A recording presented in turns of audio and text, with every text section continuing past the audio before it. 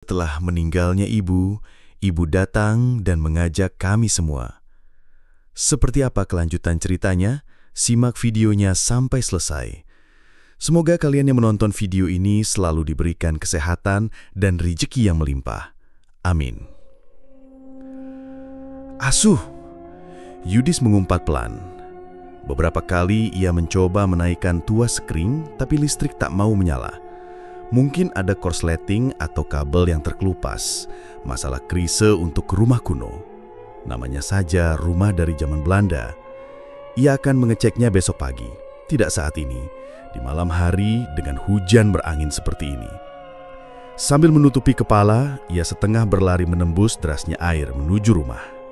Angin yang bertiup menggoyangkan dedaunan pohon rambutan tua di halaman depan. Begitu sampai di teras, Yudis melepas mantelnya dan meletakkannya begitu saja di meja. Ia mengibas-ngibaskan bajunya yang agak basah. Lalu melangkah masuk rumah. "Nay," Yudis memanggil istrinya. Ia menyorotkan senter ke sekeliling. "Naya." Yudis berjalan perlahan. Ia berjalan pelan agar tak terpeleset oleh tetesan air dari celananya. Ruangan itu gelap total. Ia memeriksa dapur dan ruang makan, tapi tak ada siapa-siapa. Kemana istrinya?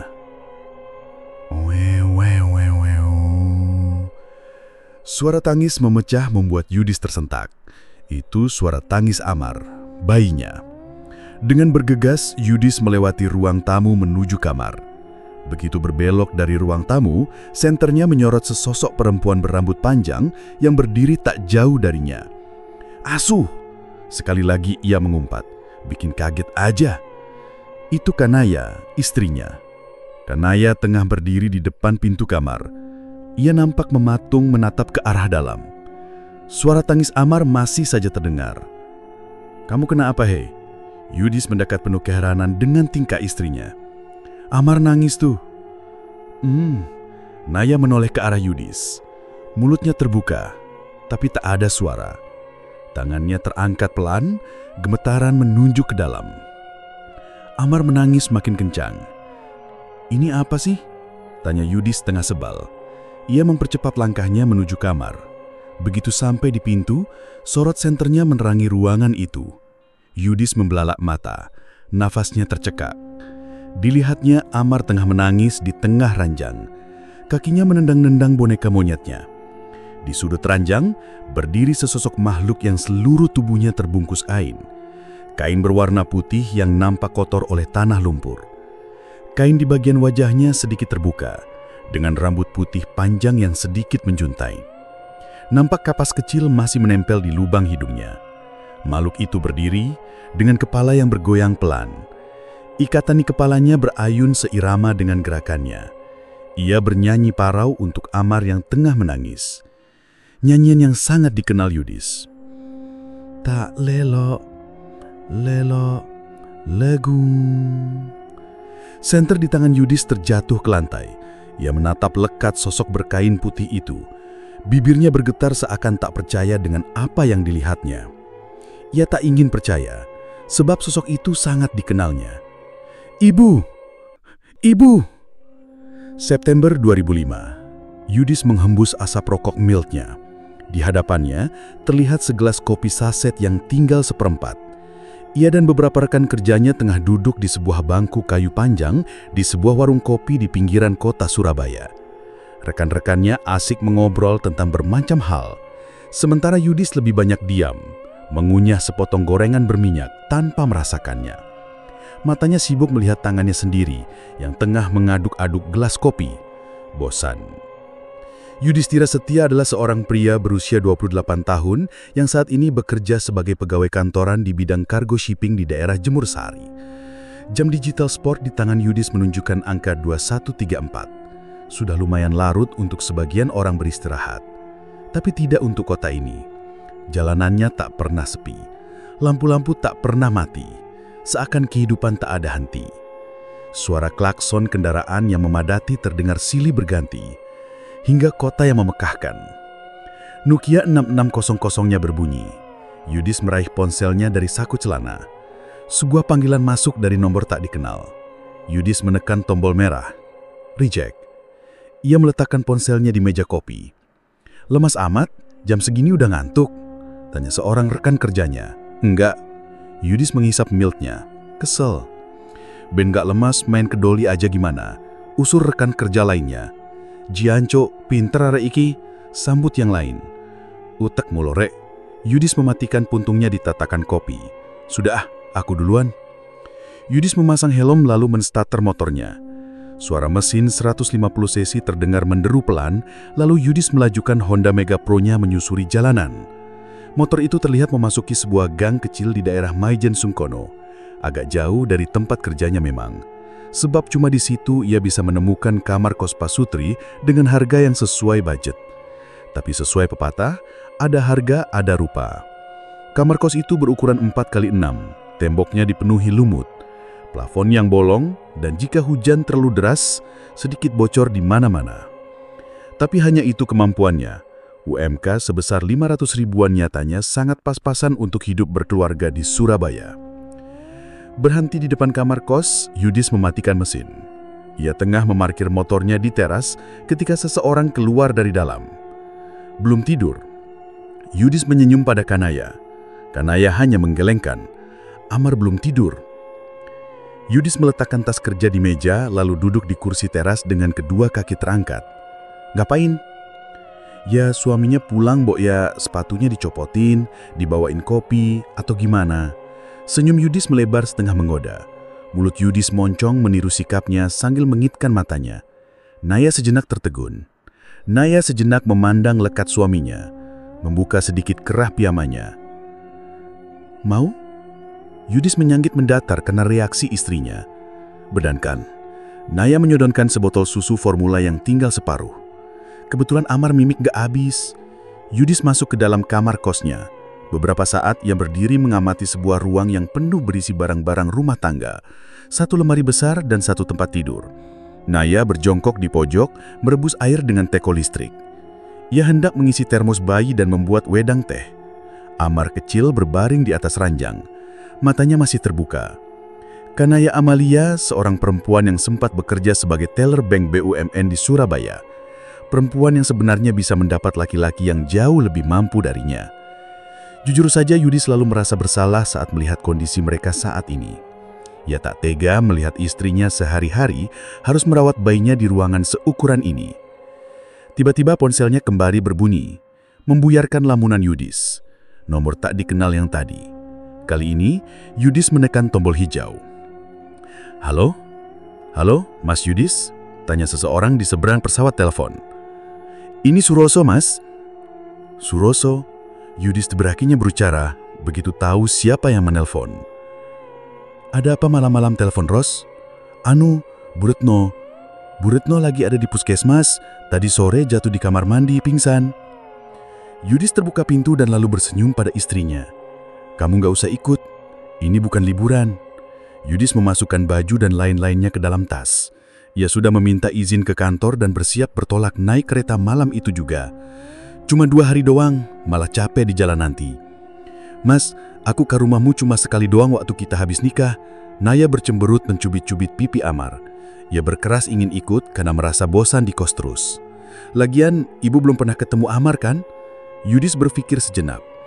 Memang sejak lahir Amar belum pernah bertemu neneknya. Selain karena kesibukannya bekerja, juga karena jarak perjalanan yang cukup jauh untuk bayi seusia Amar. Tapi kali ini mereka akan naik kereta. Walaupun sama berdesakan, penumpang dan tak ber-AC, tapi lebih baik daripada naik bus. "Oke deh," ujar Yudis singkat. 1 jam lagi kita berangkat ke Gubeng." Matahari baru saja terbit ketika Yudis terbangun. Ia mengerjapkan matanya, memandang ke arah luar. Langit nampak indah berwarna ungu terang dengan burung-burung kecil yang mulai bermunculan. Sawah-sawah dan pepohonan kelapa berkelebat berlawanan arah dengan kereta. Suara klakson panjang dari lokomotif kereta menandakan kereta akan tiba di tujuan. Laju kereta melambat lalu berhenti di sebuah depo kecil. Kereta mereka tiba di stasiun Merawan, sebuah stasiun kelas 3 dengan ketinggian 524 meter di atas permukaan laut yang terletak di dekat Sungai Merawan di daerah Siloh, Jember. Stasiun itu terletak membelah sebuah bikik besar bernama Gumitir yang menjadi perbatasan Jember dan Banyuwangi. Stasiun itu terletak membelah dua bukit besar bernama Gumitir yang menjadi perbatasan yang sudah Jember dan ada Bangli. sejak zaman Belanda. 5-6 orang beranjak turun dari gerbong. Tak banyak memang, sebab tak banyak juga orang yang memiliki keperluan untuk turun di stasiun terpencil seperti ini. Terlihat Yudis mengenakan sebuah carrier Alpina berukuran 90 liter dan membawa sebuah tas jincing besar.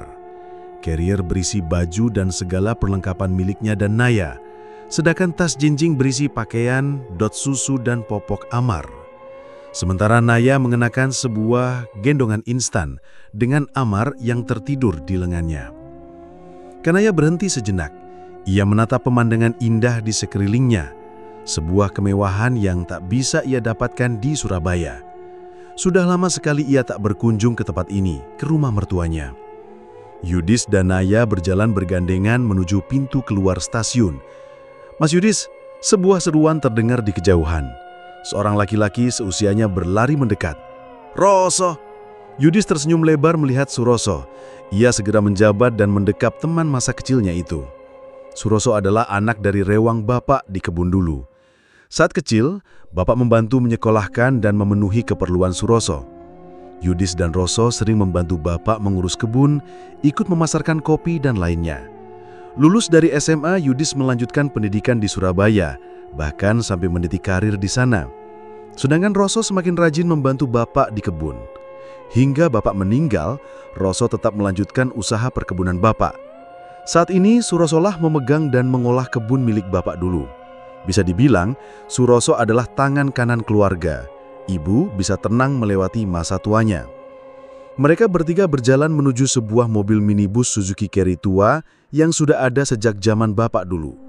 Mobil itu melaju pelan melewati jalan perumahan dekat stasiun, mendaki menuju sebuah desa kecil yang terletak di Bukit Gumitir.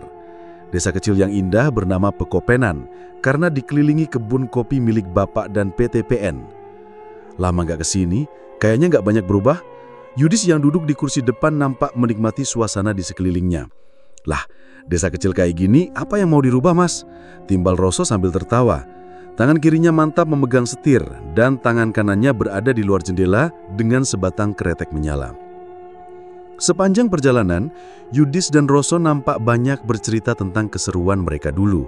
Memanjati pohon rambutan, berenang di sungai, bermain di rel kereta, dan kenakalan lainnya. Sekitar 15-20 menitan mereka memasuki pintu desa Pekopenan. Sepanjang jalan, beberapa orang tua yang ada di desa nampak menyapa mereka. Naya memandang keluar jendela penuh minat. Rasanya sangat berbeda dengan di Surabaya. Di sini masih asri. Pohon-pohon pepaya pendek tumbuh di kanan kiri jalan. Jika ada buah yang matang, siapapun boleh mengambil. Tanaman-tanaman ramban tumbuh subur di penjuru desa. Mobil terus melaju hingga mendekati ujung jalan. Dari kejauhan, di balik rimbunan pepohonan, terlihat sebuah atap rumah menjulang.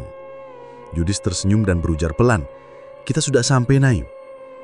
Gemeretak suara kerikil dan ban terdengar saat mobil carry itu memasuki pekarangan tanah yang lapang. Roso memarkir mobil di bawah rimbunan sebuah pohon rambutan besar. "Mana tasnya, Mas? Saya bawakan." Roso bergegas turun dari kursi supir. Ia menawarkan bantuan. "Loalah, wes tah, kayak sama siapa aja." Yudis menolak ramah. Ia mengandel tas bawaannya dari kursi belakang. Disusul Naya turun dari mobil. "Oke deh, kalau gitu aku langsung saja, Mas." Roso mengangguk. Ia kembali ke kursi supir. "Loh, mau kemana kok buru-buru?" Yudis memanggul tas karirnya. "Ada urusan bentar, tadi belum selesai soalnya." Roso menutup pintu mobil. "Walah, aku jadi ngerepotin sampean harus jemput ke stasiun dong." Yudis menggaruk kepala tak enak. "Halah, Mas, kayak sama siapa aja." Roso terkekeh. Ia mengendarai mobil itu meninggalkan rumah.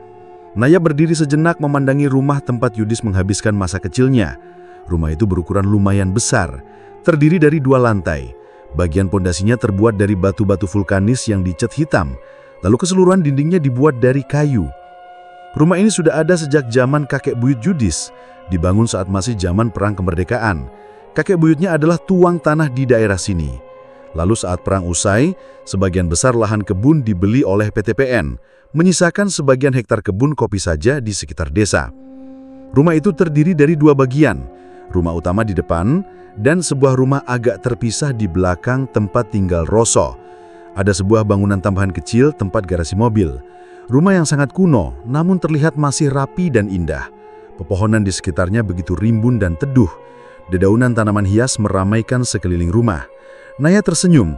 Ia hanya pernah sekali ke sini, dan sebentar saja ia jatuh hati lagi dengan tempat ini. Ibu, Naya setengah berlari mendekati Bu Retno, mertuanya yang tengah terduduk di ranjang. Dengan sopan, ia mencium tangan sang ibu, lalu mengecup pipi dan keningnya. "Mantuku!" Bu Retno nampak sumringah dengan kedatangan Naya. Ia membelai wajah menantunya. "Jan ayu tenan." Naya hanya tersenyum. Ia melepas gendongannya, lalu menidurkan Ammar di sebelah neneknya. Ammar menguap lebar, merentangkan tangan, lalu berguling pada neneknya. "Duh Gusti putuku." Bu Retno tertawa. Jarinya yang keriput gemetaran mengusap pipi Ammar yang penuh. Dengan suara parau, ia menyanyikan lagu Nina Bobo zaman dulu. "Tak lelo-lelo lekung. Cep turuo anakku si kuncung. Ibu sudah sehat?" Yudis mencium tangan Bu Retno. Ia memijit-mijit kaki sang ibu. "Roso bilang kemarin ibu jatuh pingsan di kamar mandi." "Ya, namanya orang sepuh." Bu Retno terkekeh. Wanita berusia 75 tahunan itu nampak bahagia dengan kedatangan anak dan menantunya. Terlebih dengan kedatangan cucunya yang baru kali ini bisa bertemu langsung. Yudis duduk di tepian ranjang berbincang dengan ibunya mengenai bermacam hal. Sementara sang ibu menanggapi sambil bermain dengan Ammar yang masih tidur. Naya meninggalkan mereka berdua melepas kangen. Ia berjalan ke teras, tangannya menyentuh dedaunan hias yang banyak tumbuh di pekarangan. Matahari bersinar cerah di balik bayang-bayang pohon besar. Ia tersenyum, memuaskan pandangan dengan keindahan di sekitar rumah tua ini. Jam bandul kuno di ruang tamu berdenting 7 kali, menunjukkan bahwa malam telah menyelimuti desa. Suara jangkrik di pekarangan riuh meramaikan suasana. Pepohonan di sekitar rumah menjadikan hawa terasa sejuk. Tiang lampu di ujung pekarangan membuat sekitarnya tak terlalu gelap. Yudis yang baru saja mandi berjalan ke teras dan mendapati istri dan ibunya tengah bercengkrama di meja depan. Ibunya duduk di kursi rotan sambil menimbang Ammar yang terbalut bedong dalam gendongannya. Satu tangannya memegang dot berukuran 75 ml. Naya menuangkan teh hangat di cangkir-cangkir yang tertata di meja. Yudis tersenyum melihat wajah cerah istrinya. Sepertinya ia sangat betah di sini. "Roso belum menikah, Bu." Yudis menggosok rambutnya dengan handuk. Tanpa ormisi ia menenggak cangkir teh milik Naya. "Belum, padahal ibu sudah berkali-kali ngasiatin dia." "Calonnya tapi sudah ada kan? Anak sini mungkin?" "Loh, di desa ini isinya seumuran ibu semua leh." Bu Retno tertawa. Ia membelai kepala putranya. "Ya, kamu cariin Gih. Udah waktunya anak itu berumah tangga." "Gimana Nay? Kamu mau sama Roso?" Yudis mengedipkan matanya menggoda Naya. "Tak tutuk loh, ndak semu." Naya mencubit di pundak Yudis. Aduh. Yudis memenggangi tangan ibunya. "Bu, lihat ini loh tingkah mantumu." Bu Retno tertawa melihat tingkah anak dan menantunya. Ia menepuk-nepuk cucunya yang terusik suara keduanya. Tiba-tiba angin berhembus agak kencang. Dedaunan kering di pekarangan bergeremesak tersapu di tanah. Dinginnya terasa sedikit menusuk, membuat Bu Retno yang sudah sepuh berbatuk-batuk keras. "Waduh, ibu masuk saja, Bu." Yudis memijat punggung ibunya. "Ibu, gak apa-apa, ujar Bu Retno di sela batuknya. "Sudah, kita masuk saja, Bu." Naya beranjak dari tempat duduknya. Ia merapatkan kain bedong Ammar. Ammar juga kasihan nanti kedinginan. "Kamu sama ibu masuk dulu. Ini nanti aku yang beresin." Yudis menunjuk arah cangkir dan teko teh yang ada di meja. Ia menuntun sang ibu yang berjalan tertatih ke dalam rumah. Sejenak, Yudis berbalik hendak menutup pintu. Angin kembali berembus kencang menggoyang dedaunan rambutan di pekarangan. Mata Yudis mengikuti gerakan dedaunan itu dan tanpa sengaja menangkap sesuatu. Sebuah bayangan putih di antara rimbunnya dedaunan rambutan di tengah pekarangan. "Cuk!" Yudis mengumpat kaget. Ia mengerjapkan matanya beberapa kali. Tak ada apa-apa. "Asu, mereka kaget," ujarnya sebal. Lalu menutup pintu. Hari telah menjelang siang saat Yudis terlihat sedang duduk di teras. Ia nampak sibuk mengetik berlembar-lembar laporan yang ia bawa dari Surabaya. Di sampingnya tertata satu mug blirik berisi kopi dan gelas yang terisi penuh. "Sibuk, Mas?" Roso mampir dari pekarangan. Ia memakai sepatu kuli, celana training dan topi rimba, pakaian yang biasa digunakan ketika hendak memeriksa kebun. "Weh, mampir dulu sini ngopi." Yudis mengangkat mug. Ia hampir tidak sempat berbincang dengan Roso sejak kemarin. "Sudah kesiangan ini, Mas." Roso hanya mengangguk. Ia menyalakan mesin mobil Carry dan meninggalkan pekarangan. Jejak debu masih berterbangan ketika mobil itu sudah berjalan jauh. Matahari sudah mulai condong ke barat saat Yudis menyelesaikan semua pekerjaannya untuk hari itu. Ia meregangkan punggung dan tangannya. Pandangi suasana rumah tempat ia tumbuh sambil menghirup nafas panjang. Kelihatannya ia tidak perlu terlalu khawatir dengan kondisi ibunya. Besok subuh ia bisa kembali ke Surabaya dengan tenang, mengingat Roso juga lancar mengurus semuanya. Sejenak kemudian, sebuah SMS masuk dari kantor. Pesan dari atasannya mengenai progres summary pengiriman kargo selama seminggu terakhir. "Oke Pak, saya akan kirim berkas tersebut secepatnya." Yudis menekan tombol send dan mengirim balasan kepada bosnya di Surabaya. Ia harus memaketkan berkas kerjaannya melalui pos sore ini juga. Ia memasukkan beberapa benda lembaran dan berkas kerja ke dalam amplop coklat besar. "Kamu mau kemana?" Naya muncul dari dalam masih menggunakan mukena. "Aku harus ke kantor pos." "Kirim kerjaan?" Yudis memasang jaket. Ia memandangi jam tangannya. Sejenak, adanya di kota. "Kalau nggak berangkat sekarang keburu tutup. Nggak makan siang dulu. Tinggal dikit tuh di meja, abisin."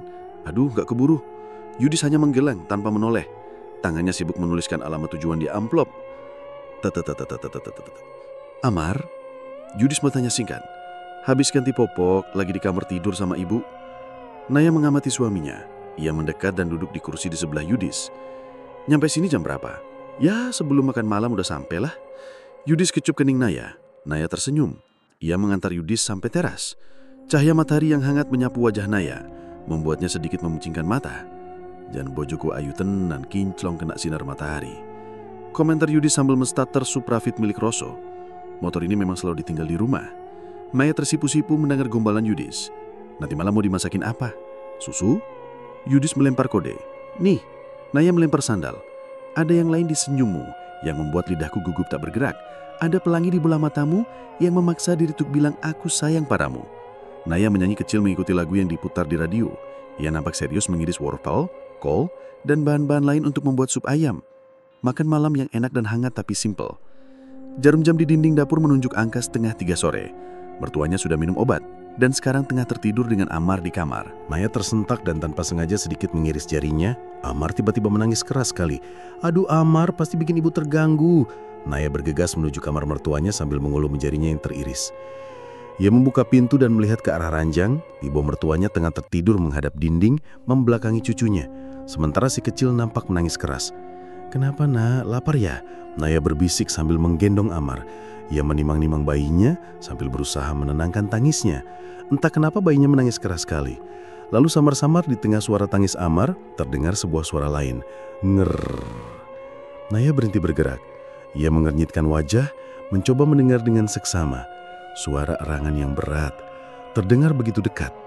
Naya menatap sosok mertuanya yang masih berbaring menghadap dinding. Apa mungkin suara itu berasal dari ibu mertuanya? "Ibu?" Naya memanggil pelan. Ibu masih tidur. Tak ada jawaban. Ibunya terlihat tenang, namun suara itu masih tetap terdengar. Naya kembali berfokus kepada Amar. Ia menepuk-nepuk lembut bayinya untuk menenangkannya. Namun suara erangan itu mulai terasa mengganggu. Perlahan, Naya mendekati samping ranjang. Ia berusaha melihat wajah ibunya. Apakah masih tertidur atau tidak?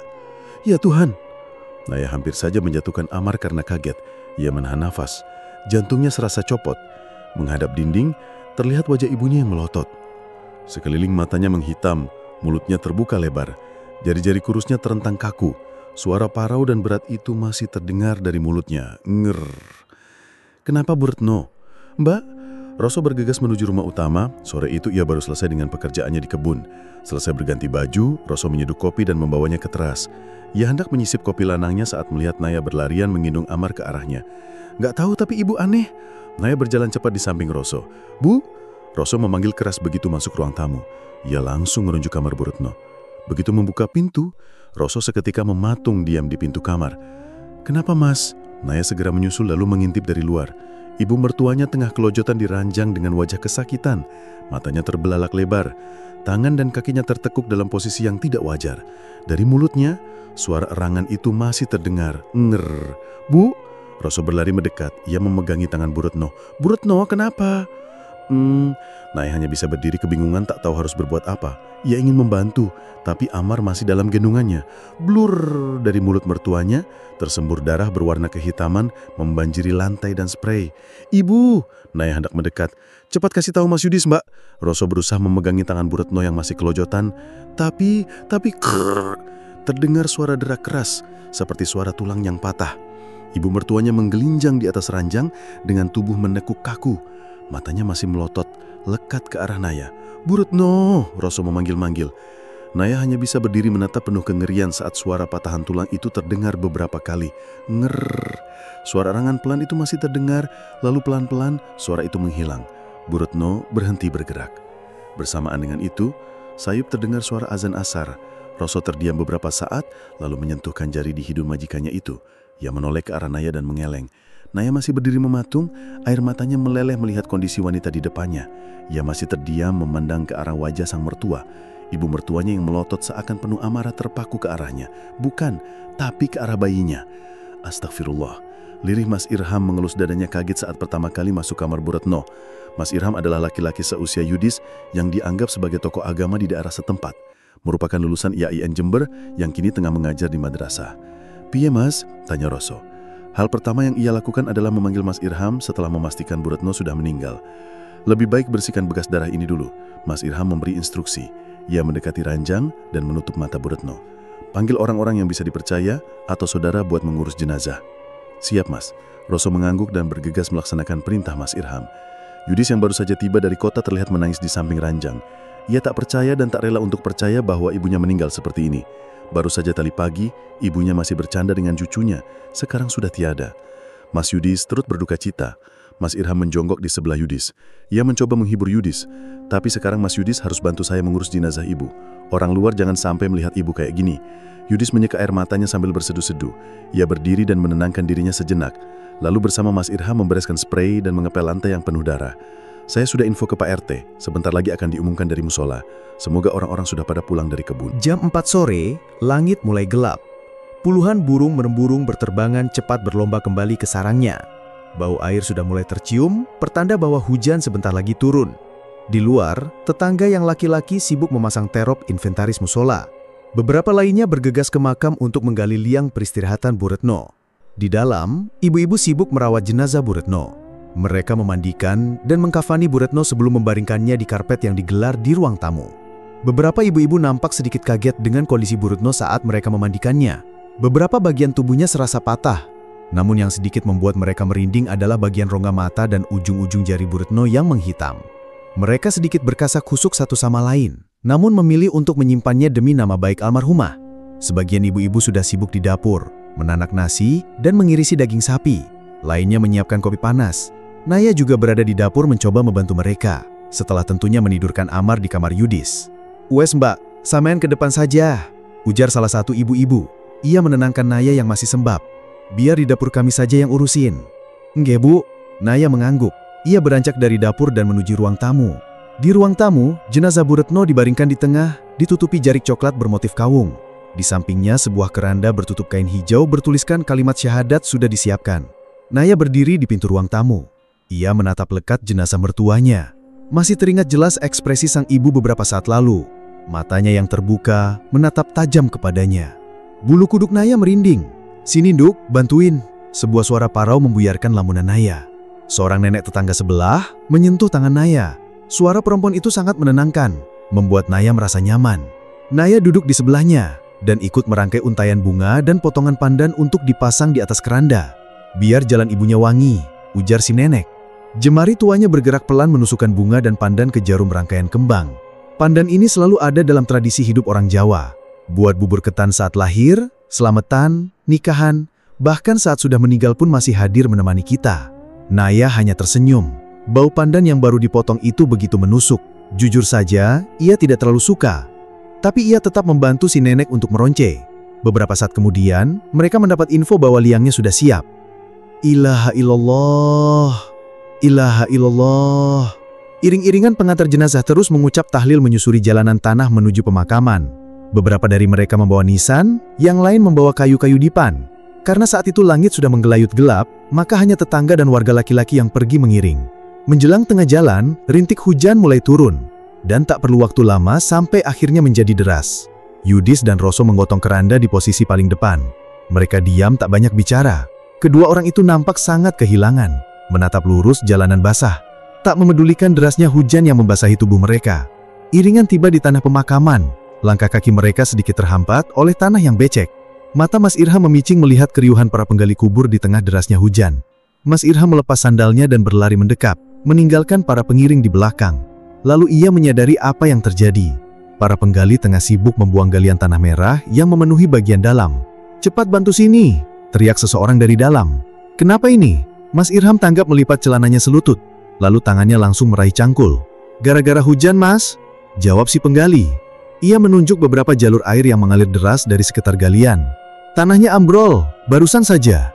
Iringan jenazah tiba di samping lubang kubur. Yudis dan Roso meletakkan keranda di dekat tanah galian makam. Mereka segera membantu penggalian tanah ambrol yang menutupi peristirahatan terakhir Bu Retbo. Warga yang lain nampak mulai berbisik-bisik. Yudis sedikit banyak bisa mendengarnya. Telinganya mulai terasa panas. "Apa bisa gali lubang lain?" Yudis berhenti sejenak. Ia memandangi sekitar, mencari lokasi kosong yang tidak terendam air. "Butuh waktu lama, Mas. Sebentar lagi matahari tenggelam." Mas Irham menunjuk ke langit yang mulai temaram. Ia masih terus mencangkul tanah itu. Dilarang hukumnya mengubur mayit di sekitar waktu itu. "Gimana?" Yudis bertanya pada Roso sebagai orang terdekatnya di sini. "Sampean putranya lebih berhak memutuskan." Roso menyeka wajahnya dengan tangan penuh lumpur. "Lagi pula kasihan Bu Retno kalau harus menunggu lama di bawah hujan begini." Beberapa lama kemudian, lebih dari separuh tanah berhasil digali keluar. Sesuai saran Mas Irham dan Roso, jenazah Bu Retno diturunkan dalam galian yang sebagian tembok tanahnya ambrol. Walaupun liangnya tidak berbentuk kotak sempurna, yang penting galian di sekitar jenazah sudah layak. Lalu semua orang di sana berdiri diam, membuat suasana pemakaman terasa begitu haru di bawah guyuran hujan deras. Mas Irham berjongkok, melepas semua ikatan tali kafan Bu Retno dibantu Yudis dan Roso. Kini saatnya mengumandangkan azan terakhir bagi jenazah. Mas Irham bersiap, ia mengangkat tangan kanannya menutupi telinga, lalu menarik nafas panjang. Bibirnya membuka mengucap takbir pertama. Allah.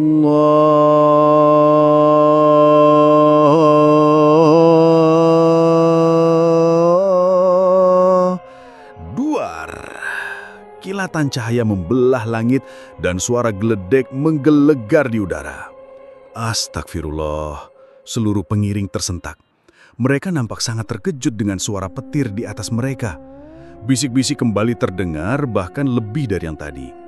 Yudis menatap ke arah langit yang masih menghujaninya. "Tenang, bapak-bapak." Mas Irham menenangkan warga yang mulai berasumsi aneh-aneh. "Lebih baik kita segera selesaikan proses pemakamannya." Kemudian, lantunan azan indah berkumandang di tengah derasnya hujan. Lantunan itu seakan menjadi pengiring terakhir kepergian Bu Retno. Dipan-dipan kayu mulai dipasang, lalu tanah basah dan merah itu segera diuruk kembali. Sekop demi sekop menutupi lubang berisi satu jenazah yang tak akan kembali lagi. Menjelang ba'da maghrib, hujan sudah berhenti sepenuhnya. Sesuai adat setempat, biasanya diadakan pembacaan doa selamat 7 malam jika ada warga meninggal. Dapur di belakang sudah kembali ramai oleh ibu-ibu, sementara ruang tamu masih nampak kosong. Baru 1-2 orang bapak-bapak yang datang. Sebagian bapak-bapak lainnya masih berada di musola atau masih di rumah karena sore tadi kehujanan. Yudis berdiri di depan teras, mengenakan kemeja dan sarung. Sebagai tuan rumah dan satu-satunya keluarga almarhumah, ia harus menyambut dan menyalami setiap warga yang datang. "Mas, ibu saya kenapa ya?" bisik Yudis lemas. Pandangannya menerawang kosong. Ia terlihat masih belum bisa menerima kepergian ibunya, terlebih dengan segala kejadian aneh tadi. "Maksudnya, Mas?" Mas Irham berdiri di sebelah Yudis. Ia juga ikut menyambut tetangga yang hadir dan mengarahkan mereka masuk. "Yah, Mas lihat sendiri gimana keadaan jenazah ibu saya. Terus saat pemakamannya, ada hujan, kuburannya longsor, ada petir juga." Suara Yudis bergetar. Ia sangat termakan oleh bisikan-bisikan pengiring yang sempat didengarnya, bahwa amalan almarhumah Bu Retno tidak diterima. "Waduh Mas, ndak boleh gitu." Mas Irham menepuk pundak Yudis. Ia mulai paham maksud Yudis. Hujan dan petir itu kejadian alam biasa, bisa saja cuma kebetulan. Kita tidak boleh berpikir seuzon sama Gusti Allah. Kita ini menungsa, tidak tahu apa yang menjadi rahasianya. Yudis diam mendengarkan sambil menendagi kerikil kecil. Wong sama teman sendiri saja, kita tidak bisa menebak apa maksud seseorang. Lah kok sampean berani menduga apa maksud Gusti Allah? Mas Irham sedikit memberi nasihat untuk Yudis. Tidak nyampe pikiran kita. Tapi kan memang katanya begitu, Mas. Katanya kalau ada hal-hal yang menghambat pemakaman seseorang, itu karena semasa hidup. Sudah, Mas. Mas Irham menyela. Ia sejenak tersenyum bersama Yudis untuk menyalami beberapa tetangga yang mulai berdatangan. Daripada sampean mikir aneh-aneh, lebih baik kalau kirim doa untuk almarhumah. Apalagi sampean putranya sendiri. Doa yang utama untuk ahli kubur itu ya doa dari anaknya. Lihat ini mereka yang datang ke sini. Bapak ibu sekitar ini datang membantu acara kirim doa buat ibunya sampean. Karena semasa hidup ibunya sampean ya baik sama mereka. Yudis merenungkan kalimat Mas Irham. Ada sedikit perasaan lega setelah mendengar penjelasan darinya. Sebuah senyum tipis tergambar di wajah Yudis. Di kamar, Naya duduk di ranjang sambil bermain dengan Amar yang berada dalam gendongannya. Jari-jari Naya menggelitiki pipi dan leher Amar yang tertawa tanpa suara. Awalnya, Naya membantu ibu-ibu melakukan pekerjaan di dapur. Namun ia mendengar Amar menangis di kamar. Maka Naya izin undur diri sebentar. Lapar? Naya tersenyum melihat Amar. Tangan mungilnya menggenggam satu jari Naya dan mengisapnya kuat. Sebentar ya. Naya merebahkan Amar di ranjang dan beranjak ke depan cermin. Ia menyibak rambut di bahu, lalu membuka kancing depan daster menyusuinya. Naya kembali dan merengkuh Amar dalam gendongannya. Mulut Amar terbuka lebar menyambut. Aduh, ternyata anak ibu lapar banget. Naya senang melihat Amar nampak lahap meminum ASI. Biasanya ia hanya meminum sedikit. Beberapa lama Naya menggoyang gendongan tangannya sambil berputar pelan di dalam kamar. Mata Amar mulai setengah terpejam. Srek! Naya berhenti bergerak. Sekilas lalu ia mendengar suara dari luar jendela kamar. Mata Naya mengelirik ke arah luar. Tak ada apa-apa. Hanya gelap karena memang di luar jendela kamar adalah taman kecil penuh rerumpunan tanaman hias. Naya kembali menggoyang gendongannya. Kakinya melangkah ke sana kemari berputar pelan. Ia sangat menikmati wajah Amar yang hampir terlelap. Perlahan Naya berputar menghadap cermin. Lalu dari pantulannya tanpa sengaja, ia melihat ada sesosok bayangan di luar jendela. Naya refleks berputar balik. Tak ada apa-apa. Seketika, bulu di leher Naya meremang. Sesaat tadi ia merasa ada sesuatu yang menatapnya tajam. Sepurannya baru datang, Mas. Roso yang baru muncul menjabat tangan Yudis dan Mas Irham. Ia mengenakan baju takwa dan sarung. Tadi abis mandi cari bajunya agak lama. Soalnya yang di atas gantungan cuman baju kebon sama baju partai. Ya ada apa-apa, Mas. Gusti Allah ndak ngurus sampean pakai baju partai. Yang penting sambung doanya ikhlas. Yudis menunjuk ke dalam ruang tamu. Sudah lumayan rame, Mas Irham. Apa bisa dimulai sekarang? Mari, ayo. Mas Irham merangkul kedua orang yang baru mengalami musibah ini. Mereka berjalan ke dalam. Mas Irham memimpin pembacaan Yasin. Warga-warga yang lain ramai mengikuti bacaan Mas Irham. Ada yang menghafal dan ada yang membaca buku kecil. Yudis memejamkan matanya dengan tulus mengamini setiap doa-doa yang dibaca. Roso duduk di pinggir ruang tamu. Dia merenung dengan rokok menyala di jarinya. Lantunan bacaan ayat suci terdengar menggema di sekitar rumah tua itu. Suasana di sekelilingnya menjadi terasa begitu tenang. Tak ada angin dan pepohonan di sekitar tak bergerak sama sekali. Seakan ikut menyimak firman-firman Tuhan yang didengungkan. Tanpa orang-orang di rumah itu sadari, ada pemandangan aneh di pekarangan depan. Dedaunan pohon rambutan besar itu bergoyang sendiri, seakan ada yang menggerakkannya. Duh, gantengnya cucu nenek. Bu Retno tersenyum sumringah menatap Amar. Sejak tadi, wanita itu menggendong Amar seakan tak ingin lepas dari cucunya. Ia membenamkan wajahnya, menciumi pipi dan badan Amar dengan gemas. Ih, Amar belum mandi dari pagi loh, Nek. Naya tertawa. Ia menuangkan air termos ke dalam botol yang sudah berisi susu formula. Pasti baunya amit-amit. Enggak, enak kok, ujar sang nenek. Ini mimiknya Cucu nenek enak sekali. Bu Retno mengangkat wajahnya lalu tertawa nyaring dengan nada tinggi melengking. Rambut putihnya terurai acak-acakan, matanya menyipit menatap Naya, mulutnya menyeringai, mengunyah sesuatu dengan darah yang masih menetes-netes. Sementara tangannya menggendong Amar yang terkulai dengan leher yang terkoyak. Astagfirullah! Naya terduduk di ranjang dengan tubuh penuh keringat, sampai-sampai piyama baby dollnya basah kuyup. Nafasnya terengah-engah dengan jantung yang masih tak beraturan. Naya menatap Yudis dan Amar yang sedang terlelap di sebelahnya. Ia menghela nafas panjang, menyibak rambut panjang ke belakang. Rupanya hanya mimpi buruk. Naya terdiam menenangkan diri selama beberapa lama. Suara jangkrik dan kodok yang riuh di luar rumah menandakan bahwa malam sudah teramat larut. Naya berdeham beberapa kali merasakan betapa bibir dan tenggorokannya sangat kering. Ia meraih botol tumbler yang ia letakkan di meja samping ranjang. Ringan, botolnya telah kosong. Naya mendengus sebal ke arah suaminya yang selalu menjarah barang-barangnya. Naya menggigit karet, lalu menggelung sanggul rambutnya. Lumayan mengurangi gerah yang dirasanya. Ia beranjak turun dari ranjang. Naya berjalan menuju pintu kamar, hendak mengisi ulang botol tumblernya di dispenser galon dapur. Ceklek! Naya mematung di pintu kamar yang sedikit terbuka. Betapa ia baru menyadari suasana rumah ini sangat berbeda saat tengah malam seperti ini. Sepi. Walaupun lampu ruang utama dan dapur tidak dimatikan, entah kenapa Naya merasa kurang nyaman. Ia berbalik menuju ranjang. Mas Yudis? Naya menggoyang bahu suaminya. Lalu Naya terdiam, menatap wajah sang suami yang nampak begitu nyenyak. Ia pasti merasa sangat kelelahan. Mengurusi kerjaan, mengurusi pemakaman, mengurusi acara pengajian. Terlalu banyak hal yang terjadi dalam satu hari ini. Sudahlah, Naya memilih membiarkan Yudis melanjutkan tidurnya. Naya kembali ke arah pintu kamar.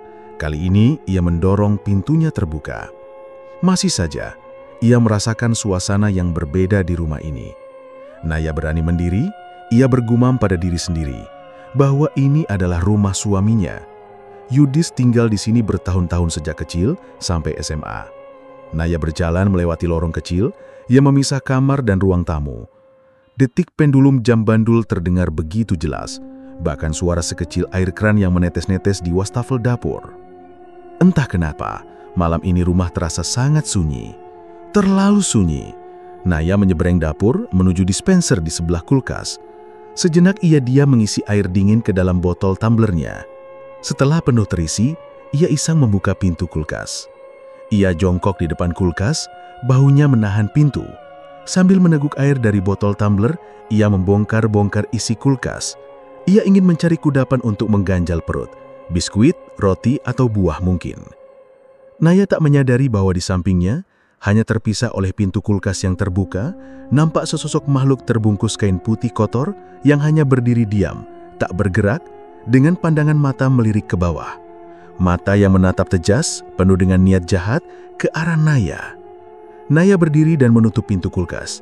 Sejenak ia mengernyit mencium samar bau bangkai. Apa ada tikus mati? Gumam Naya sambil berjalan keluar dari dapur. Di tangannya tergenggam sepotong roti dan botol tumbler. Langkahnya terhenti di dekat ruang tamu, entah kenapa pandangan matanya mengarah pintu kamar ibu mertuanya. Pintunya tertutup tentu saja. Naya merasa seperti ada sesuatu di dalam kamar itu. Sesuatu yang menarik perhatiannya begitu lekat. Naya menahan nafas tegang. Duh, aku ini mikir apa sih? Fajar yang cerah menyambut desa Pekopenan hari itu. Sinarnya menyeruak di antara pepohonan kebun, membentuk garis-garis cahaya indah. Butiran embun yang masih menempel di dedaunan berkilau seperti mutiara. Yudis terlihat duduk berdua bersama Roso di rumah belakang tempat Roso tinggal. Sejak tadi mereka sudah berbincang, mengejar ketertinggalan segala kabar antara keduanya. Pagi Mas Roso. Naya berjalan mendekat ke arah mereka. Ia membawa nampan berisi mug kopi panas dan sepiring ketela goreng. Pas sekali pagi-pagi gini, ujar Yudis bersemangat. Ia nampaknya sudah lumayan bisa menerima kepergian Bu Retno. Enak juga ternyata pagi-pagi dibikinin ginian. Roso menghisap kreteknya dalam. Ia mengamati Naya yang tengah menata gelas dan lainnya di meja. Kayaknya aku kudu cepet-cepet nikah juga nih. Yudis lempar satu gorengan ke mulutnya, yang mana langsung membuat mulutnya serasa terbakar. Asuh, panas. Geblek. Naya menatap suaminya remeh. Roso, Yudis berusaha bicara sambil mengunyah gorengan. Emangnya dilama-lamain nikah, sampean mau cari calon yang kayak gimana sih? Yang kayak... Roso menghembus asap kretek sembari menuang kopi ke dalam gelas. Mbak Naya mungkin. Tunai, dia mau sama kamu. Yudis tertawa bersama Roso. Naya melotot, lalu beranjak pergi. Betul Pak, terima kasih sudah mau mengerti. Yudis mengangguk-angguk dengan ponsel menempel di telinganya. Ia tengah menelpon kantor untuk izin memperpanjang liburnya. Baik, tapi pastikan bahwa semuanya selesai. Kami di sini kekurangan orang. Siapa? Terima kasih, ujar Yudis sebelum mengakhiri panggilan. Ia berdecak memandangi layar ponsel. Ia senang bahwa ia masih bisa berada di rumah untuk beberapa hari lagi untuk mengurus administrasi ibunya. Namun juga sebal karena pekerjaannya bertambah 2-3 kali lipat. Kenapa, Nay? Tanya Yudis saat melihat raut wajah suaminya. Ia sudah hafal dengan wajah yang ditekuk itu. Tangan Naya tengah mengolesi minyak telon dan bedak di badan Amar yang baru saja mandi. Gak apa-apa, jawab Yudis malas. Ia memandangi Amar yang terbaring di ranjang. Bayi itu tersenyum melihat Yudis. Udah sore banget ini, apa nggak masak untuk acara pengajian nanti? Udah selesai dari pagi kok. Nanti ibu-ibu datang tinggal nata di piring terus kasih kuah. Ia mengangkat Amar dari ranjang dan menyerahkannya ke Yudis. Nitip Amar ya, aku mau mandi dulu. Yudis menciumi bayinya yang sudah wangi. Ia membawa Amar ke teras depan, menikmati hangat matahari sore dan udara segar pekarangan yang penuh tanaman. Suara kerikil terdengar saat mobil Carry yang dikendarai Roso tiba di pekarangan besar. Mobil itu melaju melewati pohon rambutan dan berhenti di dekat rumah belakang. Lah, si kecil kok sama ayah? Roso keluar dari mobil. Ia melepas topi rimbanya, mengibas-ngibas mencoba mendinginkan diri. Terlihat keringat membanjiri dahi dan badannya. Iya, ibunya mau mandi, jawab Yudi singkat. Tangannya menggendong Amar yang menguap lebar. Mampir dulu ngopi. Tadi di kebun sudah, sama yang lain. Roso menolak halus. Ia mengibas-ngibas bajunya yang menempel. Aku tak istirahat dulu mas, tadi lagi banyak kerjaan. Nanti malam yasinan lagi toh. Yudis hanya mengangguk, memperhatikan Roso yang berjalan masuk rumah. Sejenak ia membayangkan, mungkin lebih nyaman bekerja mengurus kebun seperti Roso. Untuk Yudis, ini bukan masalah uang. Naya mengalungkan handuk di leher dan berjalan menuju kamar mandi. Kamar mandi di rumah ini tidak berada di dalam, tapi berada di belakang tembok dapur. Jadi untuk ke sana, harus keluar dari pintu belakang. Bangunan kamar mandi tepat berada di dekat pintu belakang. Di sebelahnya ada sumur yang biasa digunakan untuk tempat mencuci baju. Di sisi lainnya lagi ada pohon mangga besar yang membuat kamar mandi menjadi terasa teduh.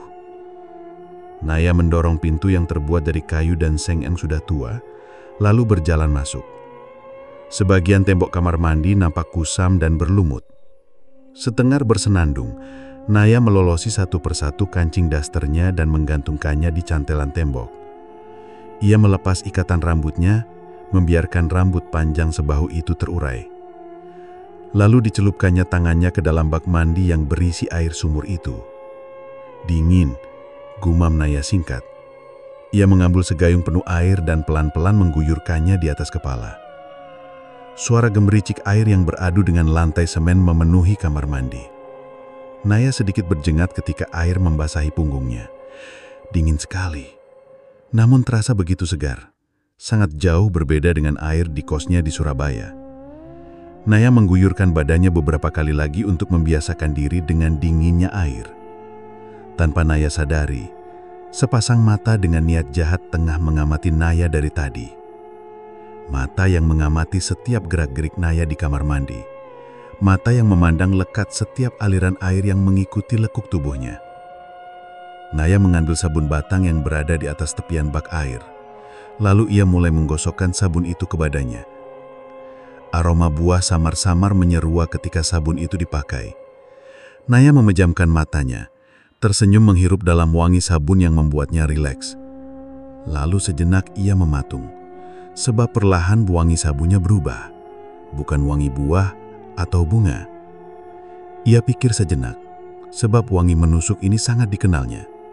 Wangi yang rasanya baru-baru ini ia cium. Wangi pandan. Wangi pandan yang sama saat ia membuat ronce bunga keranda jenazah mertuanya kemarin. Seketika setrebat ingatan tentang raut wajah jenazah ibu mertuanya kembali muncul dalam benaknya. Naya mencoba untuk tidak peduli dan kembali menyiramkan air untuk membilas bersih busa sabun yang menempel di badannya. Sebuah desakan lirih terdengar tepat di telinganya. Seketika seluruh tubuh Naya seperti meremang, bukan karena dinginnya air, namun karena suasana yang ia rasakan di dalam kamar mandi. Naya melempar gayung ke bak dan menyambar handuk di cantelan tembok. Cepat-cepat ia membalut dirinya dengan handuk, tak peduli dengan air yang masih menetes deras dari rambut dan tubuhnya. Ia bergegas keluar dan setengah berlari ke kamar. Naya merasakannya lagi. Perasaan seperti diawasi seakan menunjukkan bahwa ia tak sendiri. Malam kedua pembacaan doa untuk almarhumah di rumah itu berjalan lancar. Ibu-ibu nampak membereskan piring di sumur belakang dekat kamar mandi. Sebagian bapak-bapak membantu merapikan ruang tamu tempat acara tadi. Sebagian besar lainnya langsung pulang setelah mendapat bingkisan berkat. Mas Irham masih terlihat di depan teras bersama Yudis dan Roso. Ketiganya nampak berbincang ringan setelah acara pengajian tadi selesai. Asap rokok terlihat mengepul dari mulut mereka. Mas Irham merasa lega melihat Yudis bisa lebih menerima keadaan. Ia sedikit memberi tambahan nasihat bahwa mengikhlaskan dan bersabar dengan kepergian seseorang juga mempunyai nilai ibadah. Yudis dan Roso diam menyimak penjelasan Mas Irham. Baiklah, kalau gitu saya pamit dulu. Mas Irham mengakhiri pembicaraan sambil menyalami Yudis dan Roso. Kok buru-buru Mas Irham? Tanya Roso basa-basi. Ndak ngopi-ngopi dulu? Untuk malam ini saya nggak dulu deh. Mas Irham menggelengkan kepalanya sambil tersenyum ramah. Saya mau istirahat sebentar, nanti malam dapat giliran ronda. Yudis dan Roso mengangguk mengerti. Mereka mengucapkan terima kasih pada Mas Irham, lalu berbalik untuk membereskan tempat acara. Iya, saya dengar dari istri saya, katanya jenazah Bu Ratno kayak ada yang nggak beres begitu.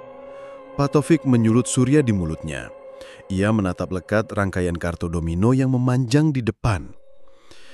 Nah, itu dia. Istri saya kan ikut mandiin. Dia lihat sendiri. Jenazah Bu Ratno bagian matanya menghitam. Mukanya agak ngeri gitu pokoknya. Terus ada beberapa bagian yang kayak patah tulang gitu. Sambut Nasrul. Mulutnya tak berhenti mengunyah kacang Garuda yang tersedia di tengah. Kamu sih gak ikut pas pemakaman. Ipung membanting sebuah kartu domino double 6, lalu menata sisa kartu di tangannya. Udah hujan, jalannya becek. Pas Mas Irham mau azan, tiba-tiba ada petir pula.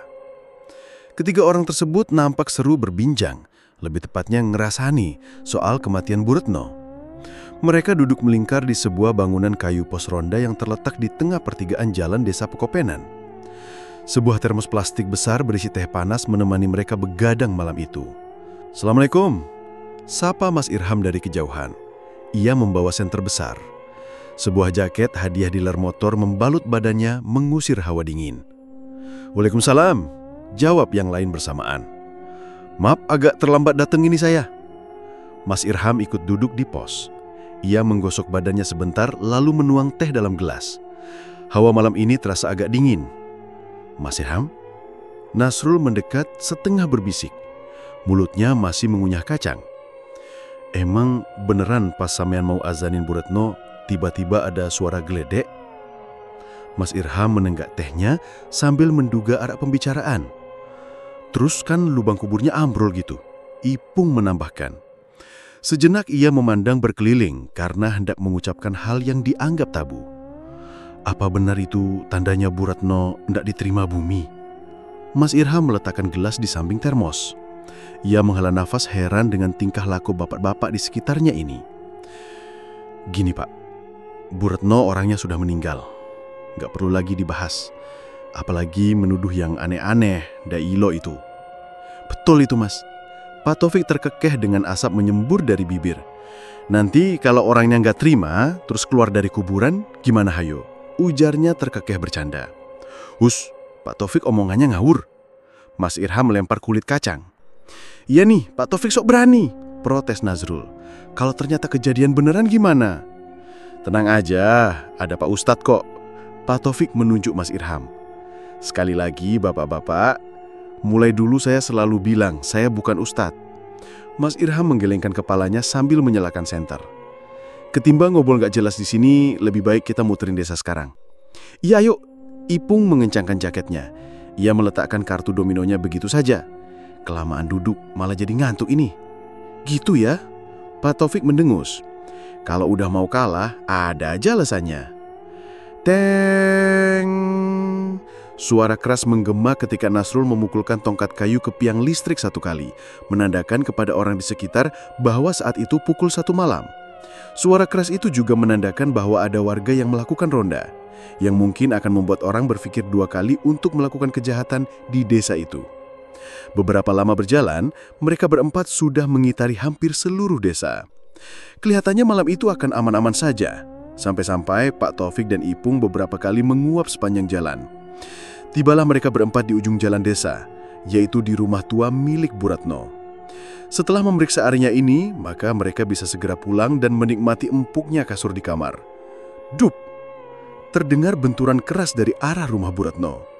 Sontak keempat senter menyorot ke arah suara. Keempat orang itu berlari menuju rumah Bu Ratno.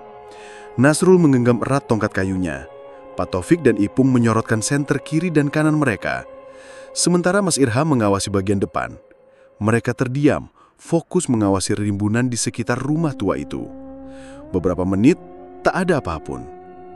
Salah dengar kali, gumam Nasrul. Ya sudah, kita pulang saja.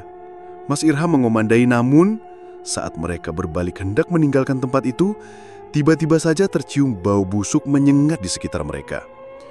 Jancuk, siapa ini kentut? Pak Taufik menutup hidung. Ini bau bangkai goblok. Ipung menggepak kepala Pak Taufik. Duk, duk. Suara benturan itu terdengar lagi. Pelan, namun teratur. Seperti suara kayu yang dipukul-pukul. Keempat orang ronda ini menjadi sangat waspada. Siapa tahu itu suara maling yang hendak membobol rumah Bu Ratno. Mereka melangkah pelan, setengah berjingkat ke arah sumber suara di samping rumah. Mereka tiba di sudut.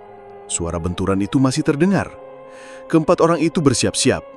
Satu langkah lagi, di balik sudut ini, mereka bisa menangkap sumber suara itu. Mas Irham dan yang lain saling berpandangan, lalu mengangguk. Senter sudah menyala, kayu sudah digenggam. Mereka nampak sangat siap untuk menangkap basah apapun itu. Lalu keempatnya bergerak bersamaan. Kena kamu! Nasrul, Pak Taufik dan Ipung langsung berlari menjauh dari tempat itu sekencang-kencangnya. Meninggalkan Mas Irham yang berdiri paling depan, mematung, menahan nafas tegang. Ia tidak salah lihat. Di antara rimbunan dedaunan hias, terlihat jasad Bu Ratno yang terbungkus kain kafan, tengah berdiri di dekat jendela kamar. Ia membenturkan kepalanya berulang-ulang ke kusen jendela. Pelan, teratur, membuat suara benturan-benturan yang sejak tadi mereka dengar. Wajahnya menghitam agak menggembung karena pembusukan. Bau bangkai itu berasal dari sosoknya. Mas Irham berbalik dan berlari menyusul ketiga rekan rondanya itu. Nasrul, Pak Taufik dan Ipung tengah terkapar kelelahan di dekat pos ronda. Mereka mendengar suara langkah orang berlarian mendekat. Ketiganya agak keheranan ketika melihat Mas Irham berlari dari kejauhan. Loh, Mas Irham kok nyusul lari ke sini? Tanya Nasrul yang terduduk di jalan tanah. Lah, memangnya kenapa? Mas Irham terengah-engah sambil memegang lutut. Ia mengusap dahinya yang berkeringat setelah berlari kencang. Sampean kan Ustadz, bukannya bisa ngalahin yang... Pak Taufik menuju ke arah ujung desa. Yang semacam itu tadi? Ngalahin matamu.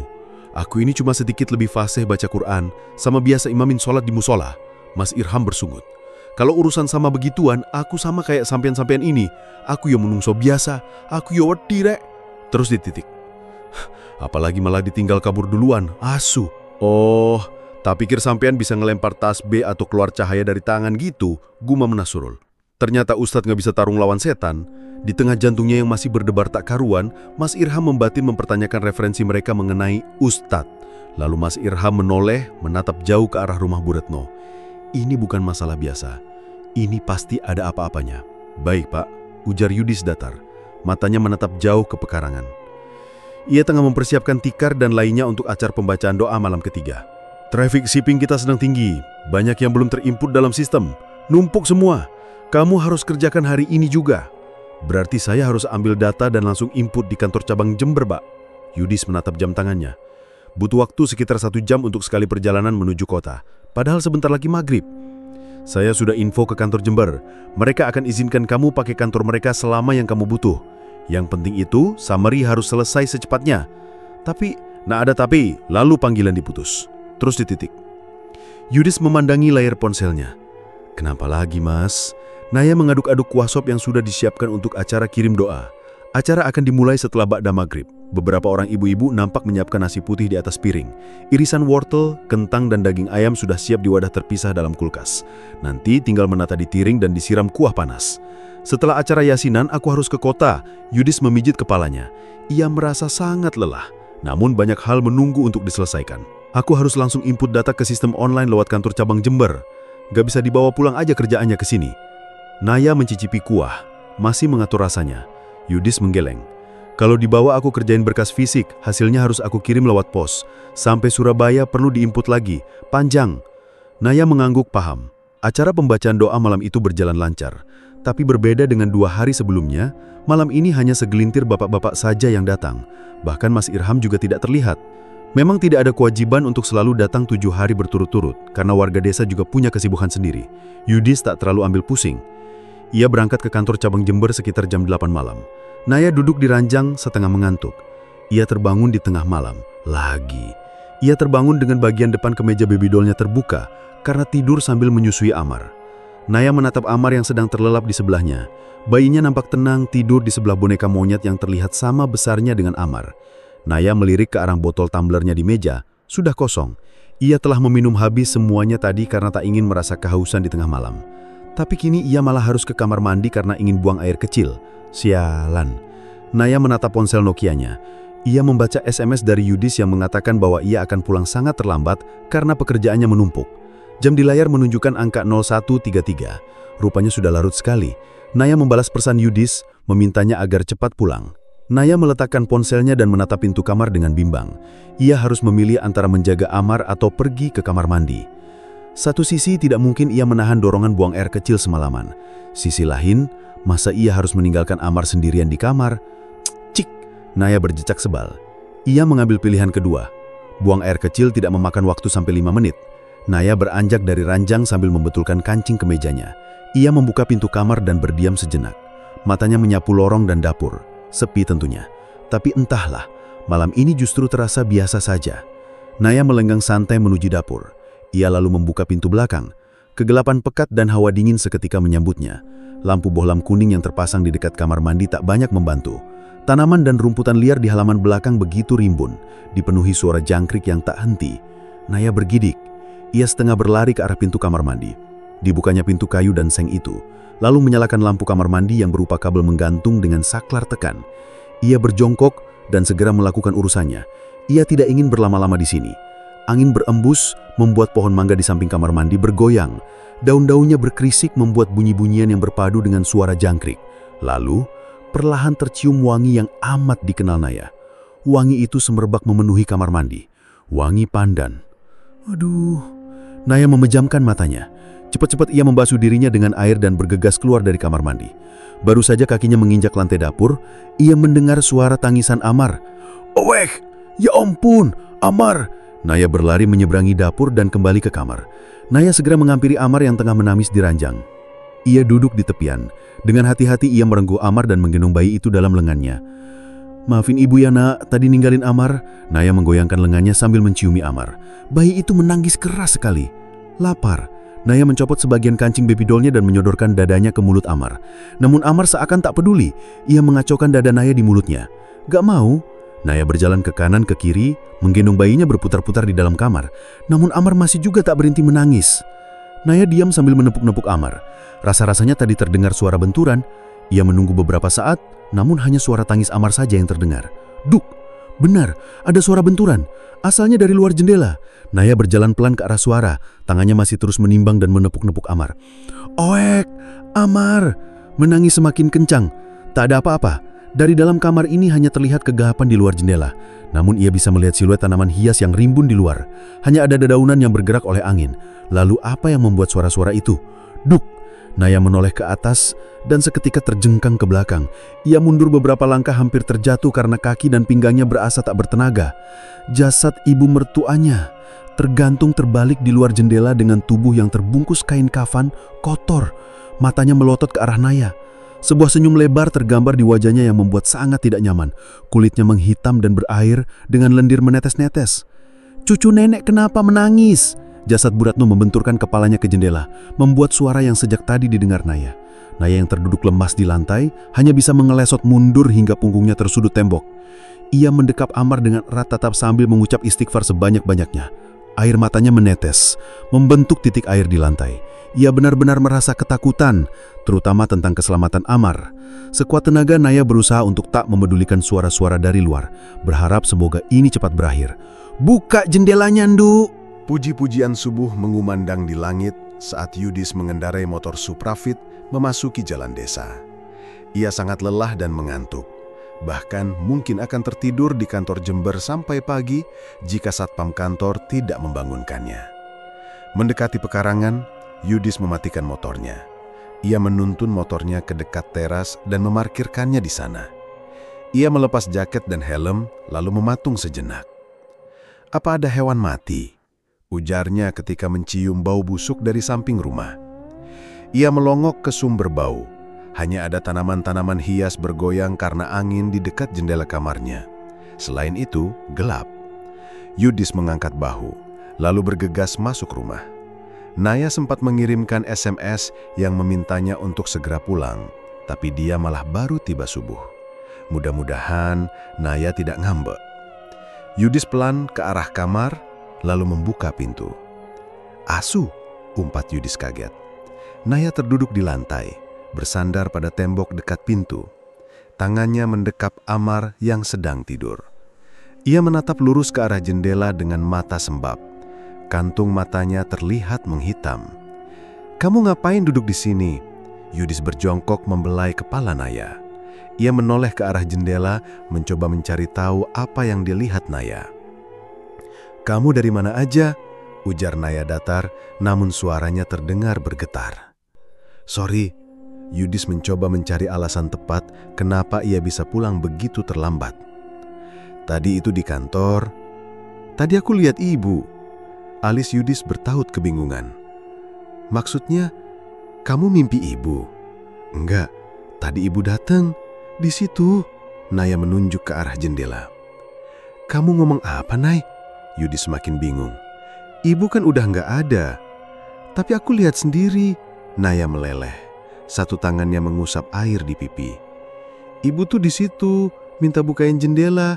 Katanya ingin main sama Amar." Yudis menatap istrinya lekat. Sebuah cerita yang sulit dipercaya. Apa mungkin dia bermimpi buruk? "Ibu jadi..." Naya tak melanjutkan kalimatnya. "Ibu kenapa?" Naya memandang wajah Yudis. Ia merasa sangat tidak enak untuk mengucap satu kata itu. Terlebih ini ibunya sendiri. "Ibu jadi pocong." Kepulan asap rokok membumbung di sela-sela dedaunan pohon di kebun. Beberapa orang pekerja nampak duduk rehat sebelum memulai hari mereka. Gelas kopi dan rebusan singkong menemani pagi sebagai pengganjal perut. "Iya, jadi kapan hari itu mereka lihat?" ujar seorang pekerja berbadan kecil. "Waktu ronda malam-malam, mereka lihat di rumah Belanda itu. Sing genah cangkemu?" "Kalau yang cerita Ipung atau Nasrul, aku ya paling gak percaya," timpal pekerja lain. Ia nampak sedang mengasah sabit untuk membersihkan gulma. "Lah ini Mas Irham juga ikut lihat. Mosok Ustadz mau bohong?" "Iya, Pak Taufik sampai gak berani keluar sehabis maghrib sekarang." Pekerja berbadan kecil itu nampak sedikit ngeri. "Kalau aku jadi Pak Taufik, lihat sendiri pas malam-malam, wes semaput aku paling." Sejenak mereka terdiam. Ketiga orang itu merasa merinding dengan desas-desus yang mulai menyebar di desa. Ketiganya hanya menatap lurus ke rerumputan sambil sesekali mengisap rokok di tangan. "Nggak nyangka ya," ujar salah seorang. "Padahal orangnya baik loh." "Ya, siapa yang tahu hati orang? Bisa saja kelihatannya baik, tapi ternyata punya kejelekan di belakang." "Aku ya agak-agak percaya kalau Bu Retno jadi pocong." "Opo jaremu?" seru Roso dari belakang. Ia baru saja tiba setelah memarkir mobil di tepi kebun. Tangannya menggenggam sabit besar. Wajahnya nampak tajam menatap mereka. Mas Roso?" Ketiganya nampak gelagapan. "Kamu bilang Bu Retno jadi apa?" Roso menunjuk si pekerja dengan sabitnya. Para pekerja nampak salah tingkah. Biar bagaimanapun, Bu Retno adalah pemilik kebun tempat mereka bekerja. Roso sebagai tangan kanan Bu Retno juga sedari kecil diasuh seperti keluarga sendiri. Pasti Roso tidak terima mendengar ucapan mereka. Mas Roso, mohon maaf. Ini kita dengar dari orang-orang ronda soal Bu Retno." Naya duduk tak bersemangat di meja makan. Sedari pagi ia banyak melamun. Ia belum menyentuh sama sekali teh panas dan ayam goreng yang dimasak oleh Yudis untuk sarapan agak siangnya. "Hei, nggak dimakan." Yudis keluar dari kamar. Ia tengah memakai kemeja, hendak meneruskan pekerjaannya kemarin yang belum selesai. "Kamu mau berangkat sekarang?" Naya sangat keberatan ditinggal. Setelah kejadian kemarin tentu saja ia tak mau sendirian. "Iya, kalau aku kerjain siang, sore nanti aku udah balik lah. Jadi malamnya bisa istirahat di rumah. Besok pagi-pagi kan kita balik ke Surabaya." Naya mengangguk setuju. Walaupun harus ditinggal, setidaknya bukan di malam hari. Naya menarik piring di hadapannya dan mulai menyendok makanannya. "Gitu dong, jangan lemes." Yudis mencium belakang kepala Naya. Ia sedikit khawatir dengan Naya setelah mengaku melihat ibu. "Amar bangun?" tanya Naya parau. "Tadi habis Mimik udah ngantuk gitu, pas aku ganti baju si udah tidur." Yudis merapikan bajunya lalu mengecek jam di pergelangan tangan. Ia siap untuk berangkat. Seperti biasanya, Terdengar suara mesin mobil sudah carry kembali ke rumah memasuki menjelang pekarangan siang Suros. begini. Biasanya ia pulang dari kebun ketika matahari hampir tenggelam. Yudis berjalan ke teras, memicing silau mengamati Roso yang bergegas ke arahnya. "Tumben siang-siang balik, istirahat." Roso berhenti di hadapan Yudis dan menggeleng. Ia menatap Yudis, wajahnya nampak serius. "Aku ada kabar ndak enak." Yudis menatap bingung. "Soal ibu, orang-orang ronda kemarin bilang kalau ibu..." "Ah!" Naya berteriak histeris dari dalam rumah. Roso dan Yudis yang mendengar teriakan Naya langsung berlari ke dalam. Naya tidak ada di ruang makan. Teh dan makanannya masih bersisa. Di kamar, Yudis menduga. Lalu mereka berdua langsung menuju kamar. "Kenapa Mbak Nay?" Roso tiba lebih dulu di pintu kamar. "Ada apaan Yudis?" Melongo ke dalam, lalu seluruh badannya serasa lemas seketika. "Amar." Naya terduduk di tepi ranjang. Ia menatap kedua laki-laki yang berdiri di pintu kamar dengan mata basah. Tangannya mengusap ranjang yang kosong. Kosong. Tak ada apapun di tempat seharusnya Amar terbaring tadi. Hanya tersisa sebuah kain bedong yang tercabik. Kain bedong yang seakan dicabik oleh jari-jari yang panjang, kurus, dan runcing. "Kenapa kerjaan kamu belum selesai? Hari ini kita sudah ada banyak yang harus di-input lagi." "Baik, saya mohon maaf Pak." Yudis mengangguk dengan ponsel di telinganya. Ia sedang mengendari motor berboncengan dengan Roso menyusuri jalanan desa. "Nanti akan saya usahakan secepatnya." "Nanti? Kita ini sedang hektik. Kamu harus secepatnya kerjakan itu." "Mohon maaf Pak, saat ini saya sedang ada urusan yang..." "Urusan apa? Itu kerjaan makin numpuk." Yudis terdiam menatap bebatuan di jalan. Tak mungkin ia menjawab jujur bahwa bayinya menghilang secara misterius dari kamar. "Saya tunggu sampai nanti sebelum waktu closing." Yudis hanya mengiyakan sebelum menutup panggilan. Ia tidak peduli lagi. Saat ini ada yang jauh lebih penting untuk dilakukan. Ada satu tempat yang sedang ditujunya. "Itu rumahnya Mas," ujar Roso ketika akhirnya mereka mendekati rumah Mas Irham. Yudis melompat turun ketika motor belum berhenti sepenuhnya. Ia segera mengetuk pintu rumah Mas Irham yang tidak berpagar. "Mas," Yudis mengetuk pintu agak keras beberapa kali. "Mas Irham, Assalamualaikum." "Waalaikumsalam." Mas Irham membuka pintu. Ia menatap Yudis dan Roso yang datang berdua. "Loh, Mas Yudis, ada apa Mas?" "Anu Mas, itu..." Yudis sedikit terbata. Ia sedang tak bisa berpikir jernih. "Anak Yudis didelik nih demit, Mas." Roso menyusul dari belakang setelah memarkir motornya di tepi jalanan desa. "Astagfirullah." Mas Irham nampak sangat kaget. Didelik nih demit atau disembunyikan makhluk halus adalah kepercayaan orang Jawa dulu. Konon katanya ada kalanya bayi yang belum bisa apa-apa tiba-tiba saja hilang dari tempatnya saat sedang tidak dalam pengawasan orang tuanya. Nanti setelah dicari, kadang ditemukan di dalam rumah di tempat yang sangat tidak masuk akal. Jika sedang nahas, kadang tidak ditemukan sama sekali. Untuk mencegah hal semacam ini, orang Jawa dulu biasa meletakkan gunting kecil di bawah bantal atau sapu lidi di dekat bayi saat sedang ditinggal sendiri. "Baik, ayo kita segera ke rumahnya sampean." Mas Irham bergegas mendorong motornya keluar rumah. Yudis dan Roso, juga Mas Irham tengah menyalakan motor tepat ketika Nasrul dan Ipung kembali dari kebun. "Loh, mas-mas bertiga ini mau kemana? Kok bisa tiba-tiba hilang gimana toh, Mas?" tanya Ipung sambil mengendari motor. Nasrul duduk membonceng di belakang. 3 motor bebek melaju kencang membelah jalanan tanah. Mereka hendak menuju rumah Bu Retno yang berada di ujung desa. "Iya, coba sampean tanya dulu sama istrinya," sambung Nasrul. "Barangkali lupa naruh di mana." "Matamu, ini bukan korek atau rokok yang kalau hilang gara-gara kelupaan naruh. Ini bayi yang hilang," serga Ipung gusar. 3 motor itu memasuki area pekarangan, lalu berhenti di bawah teduhnya pohon rambutan. Terlihat Naya sedang mondar-mandir di teras sambil mendekap kain bedong Amar. Wajahnya nampak sangat khawatir. Begitu melihat kedatangan Mas Irham, Naya setengah berlari ke arahnya. "Mas Irham, anakku." Naya menyodorkan kain bedong yang sedari tadi di bawahnya. "Anakku di mana?" Mas Irham nampak terkejut melihat bekas cabikan jari di kain itu. Rasanya sulit dipercaya. Ia memang sering mendengar cerita tentang bayi yang dipindah atau disembunyikan. Tapi baru kali ini, ia melihat sendiri. "Baik, ayo kita coba cari di dalam rubah." Mas Irham menoleh ke arah Yudis dan yang lain. Ia membagi semua orang menjadi 3 kelompok. Yudis dan Naya, Nasrul dan Ipung, lalu Roso dan dia sendiri.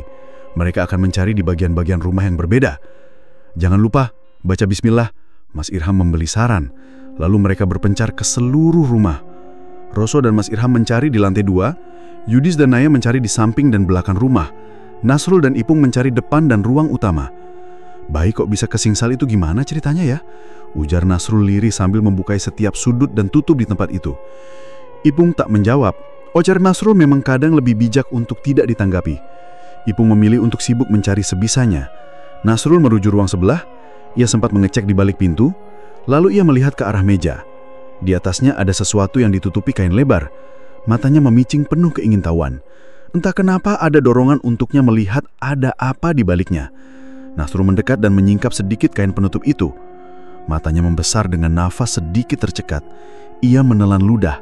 Tangannya terjulur ke depan, lalu meraih sepotong ayam goreng. "Jancok sempet-sempetnya!" Ipung menggeplak kepala Nasrul sebel. "Ya, aku dari pagi belum makan, Pung," ujarnya memelas. Ia kembali mencari dengan potongan ayam di mulut. 1 jam lebih mencari, mereka semua berkumpul di ruang tamu. Wajah-wajah mereka nampak begitu kelelahan, pun yang mereka cari belum juga ditemukan. "Amar," Naya segukan. Yudis mendekapnya dan menepuk pundaknya agar lebih tenang. "Apa sudah semua tempat dicari?" Mas Irham coba menggali informasi.